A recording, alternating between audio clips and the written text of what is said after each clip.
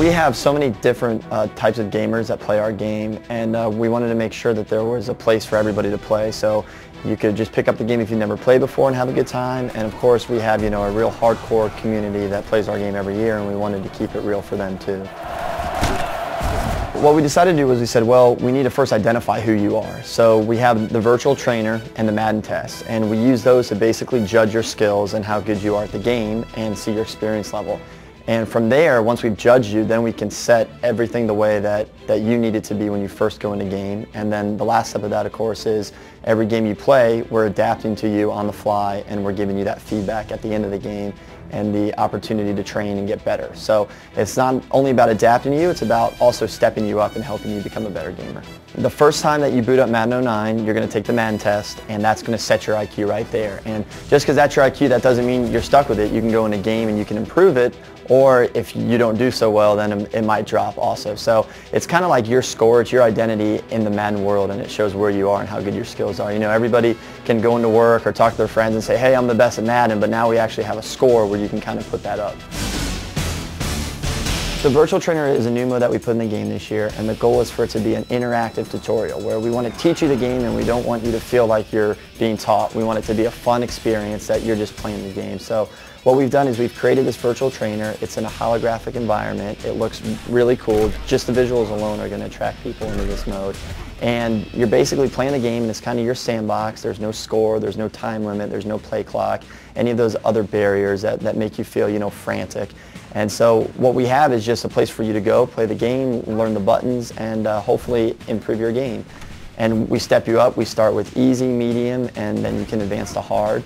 And what we've tried to do is we've tried to really isolate the areas of gameplay. So there's a running drill, there's a passing drill, there's a run defense drill, and there's a pass defense drill. So you can isolate your skills and you can work on what you need to work on to become better.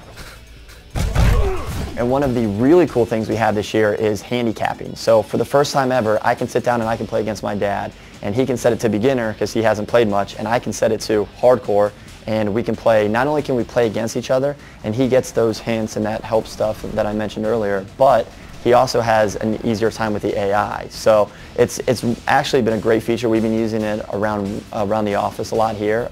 You can play someone who's not that experienced against somebody who's more experienced, and you can get close scores, close competitive games.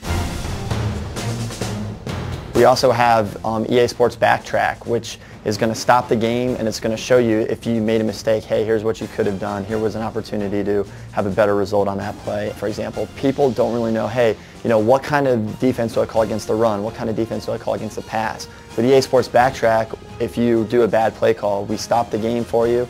We give you an instant replay. Chris Collinsworth gives you breakdown, and he says, hey, you called a nickel. Well, that's a pass defense, and you called that against an I form, which is a run offense, and then we explain to you what you should have called and what you did wrong. And you'll see on this play that the defense decides to blitz to create additional pressure, giving the wide receiver the chance to get open in the secondary. Our goal is to only bring this out if you've really done something wrong, or if you made a pretty obvious mistake. So if you've thrown an interception, if you've called a bad play call and the offense was successful against you.